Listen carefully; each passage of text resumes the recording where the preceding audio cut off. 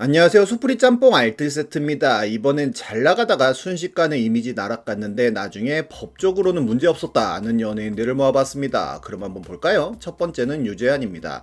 유재한은 작사가 겸 작곡가로 UL이라는 예명을 사용하고 있기도 한데요. 그가 대중에게 처음 알려진 계기는 10년 전 무한도전에 출연한 것으로 아이유 앞에서 엄청 긴장하는 모습을 보여 찐 덕후임을 인증하였고 이유 같지 않은 이유라는 이름을 박명수와 아이유에게 지어주고 무한도전 가요제 당일에는 박명수 무대의 디제잉에 덩실덩실 춤을 추면서 많은 사람들의 호감을 사게 됩니다. 이후로 라디오스타 및 해피투게더 등 여러 예능에 나오면서 연예인이 되어가는데요. 특히 박명수와 정말 사이가 좋아서 박명수가 엄청 잘 챙겨주는 것으로도 알려져 있습니다. 그리고 순식간에 어마어마하게 많은 살을 빼는 모습을 보여줘 사람들의 감탄을 자아내기도 합니다. 그렇게 약 10여 년간 많다면 많은 사랑을 받아오던 유재환은 2024년 4월 연애 중이던 작곡가인 정인경과 결혼을 발표했는데 유재환이 사기와 성희롱 논란에 휩싸였다는 기사가 나오게 됩니다. 이 기사의 시작은 바로 이 스레드였는데요. 무한도전 나오셨던 연예인 유땡땡씨의 작곡 사기를 고발합니다 라는 글이었는데 유재한은 피해자 A씨를 대상으로 작곡비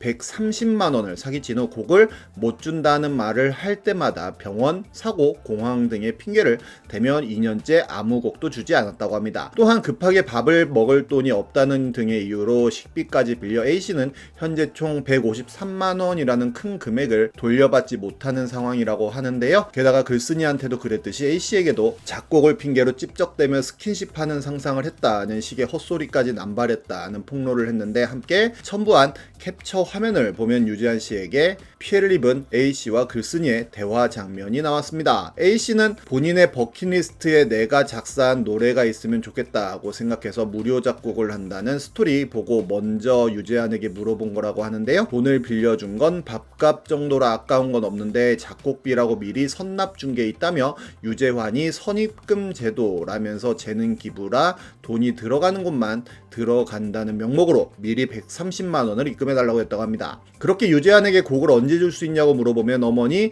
심근경색이 악화되었다며 기다려달라는 카톡을 보내기도 하고 저런 식으로 이야기했던 게 하루 이틀이 아니었다며 상황상 본인이 너무 멍청한 게 믿은 것도 문제지만 결혼 발표를 했더라며 스레드 보니 이런 DM과 추근덕거림을 당한 분들이 좀 여럿 되시는 것 같다고 합니다. 실제로 유재한에게 5만원과 3만원씩 총 23만원을 보내준 내역도 보내주었고 본인은 가이드곡조차 받지 못했고 성금 130조차 돌려줄지 미지수라며 안타까워했습니다. 그리고 유재한이 나랑 스킨십하는 상상한 적 없어요? 라며 난 있다며 아무래도 정신적으로 가까워지다 보니 본인은 있다는 개소리까지 캡처해 올리는데요. 다른 여성에게도 누구씨는 모를 거라며 본인이 누구씨 얼마나 기다리고 설레이고 좋아하는지 진짜 모를 거라는 이야기도 합니다. 이 논란이 일파만파 커져나가자 유재한은 본인 인스타에 사과문을 올렸는데요. 길게 썼지만 요약하자면 모두 본인의 잘못이고 피해보신 분들에게는 변제하겠다는 내용이었는데 성희롱 관련해서는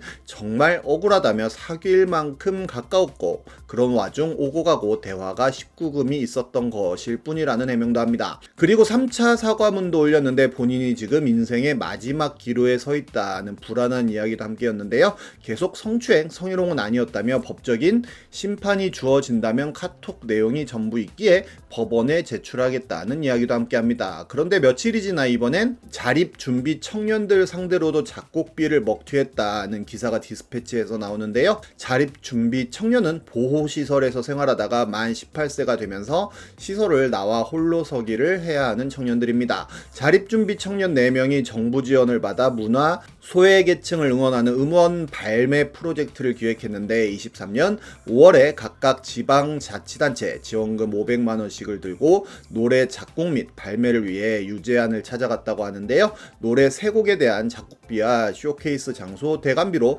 800만원가량을 유재환에게 송금했지만 곡을 제대로 받지 못했다고 합니다. 계속해서 곡을 유재한이 주지 않자 자립청년은 한 곡이라도 데모라도 달라는 카톡을 보냈고 그때서야 어머니가 아프셔서 이제 연락한다며 답장을 보냈다고 하는데요. 이후로도 답이 없다가 이틀 정도 너무 아팠다는 변명을 했다고 하는데 아무리 선생님하고 불러봐도 대답은 없고 곡도 오지 않았다고 합니다. 그리고 연예기획사인 WKRP의 대표인 hen도는 본인도 유재환에게 작곡료로 130만 원을 줬지만 아직도 곡을 받지 못했으며 피해자 그룹 채팅방에 약 90명이 모여 있으며 모두 합치면 100명이 넘어간다는 충격적인 폭로를 하게 됩니다. 적게는 130만 원부터 많으면 1000만 원까지 피해 금액도 천차만별이라고 합니다. 무명의 음악인들만 피해를 입은 것도 아니었는데요. 유재환이 작곡하고 셀럽파이브가 불렀던 노래인 안 본 눈 삽니다는 그대로 복사되어 다른 가수에게도 전해졌었고, 파페라 가수 이명주 역시 피해를 입었는데 이명주는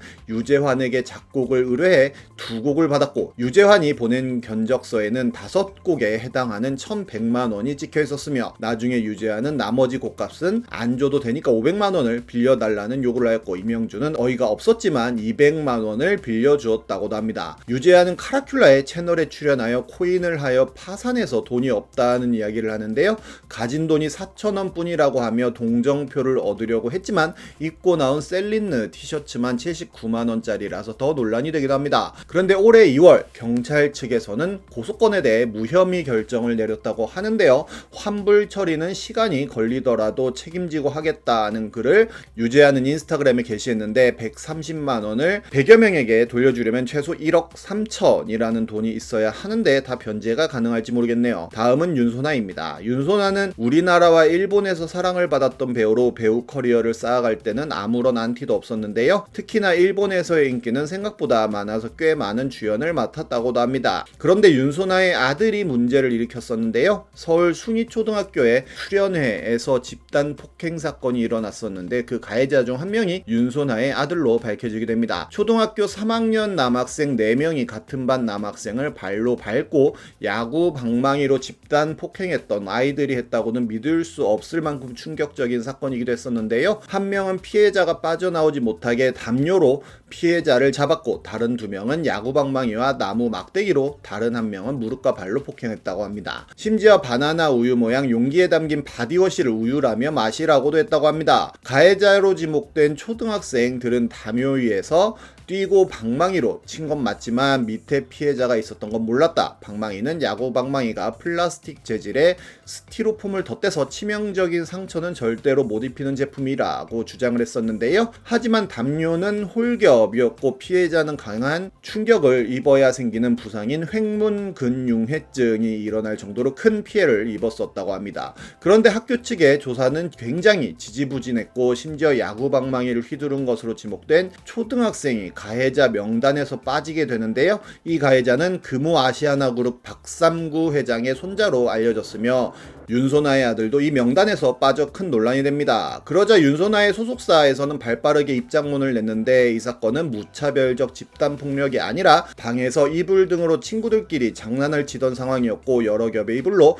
누르던 상황은 짧은 시간이었다는 변명문이었는데요. 바디워시를 먹였다는 것에 대해서도 단순히 피해 아이가 아이들과 확인하다 살짝 맛을 보다 뱉은 것에 불과하다며 최대한 피해를 축소하기 급급했습니다. 논란이 계속되자 서울특별시 교육청에서 감사를 시작하게 되는데요. 감사 결과 교사들이 학교폭력 보고 절차를 어기고 학생 진술서를 분실하는 등 사건을 은폐, 축소하려 했다며 징계를 요구하고 이들을 업무방해 혐의 등으로 경찰에 고발하게 됩니다. 그렇게 경찰 수사를 했는데 뜻밖의 결과가 나오게 됩니다. 숭이초에서 학교폭력 은폐 정황이 없다는 결론을 내린 건데요. 그렇게 검찰로도 넘어갔는데 2019년 사건을 은폐 축소했다는 의혹을 받은 교사 4명은 검찰에서 혐의 없음 처분을 받게 됩니다. 그런 와중에 윤소나가 했던 여러 언행들은 대중들에게 외면받기 딱 좋았었는데요. 오히려 본인과 본인 아이에게 큰 상처가 된 상황이라는 이야기와 가해자가 아닌 가해자라는 의심을 받게 된 학생들이라고 지칭하며 모두 이제 10살 남짓된 아직 너무나 어리고 모두에게 소중한 아이들이라며 가해 아이들만 감싸기 바빴기 때문인데, 이 논란 이후로 지속적인 항의를 이기지 못하고 결국 캐나다로 이민을 가게 됩니다. 이 사건은 우리나라에서 뿐만 아니라 일본에서도 크게 다뤄졌었으며 일본 전역에 출연 금지 연예인이 되어 해외 출연 금지 연예인 1호라는 불명예를 안게 되기도 합니다. 정말 이미지 깎이는 거 순식간이 아닌가 싶네요. 지금까지 속풀이 짬뽕 알뜰 세트였습니다.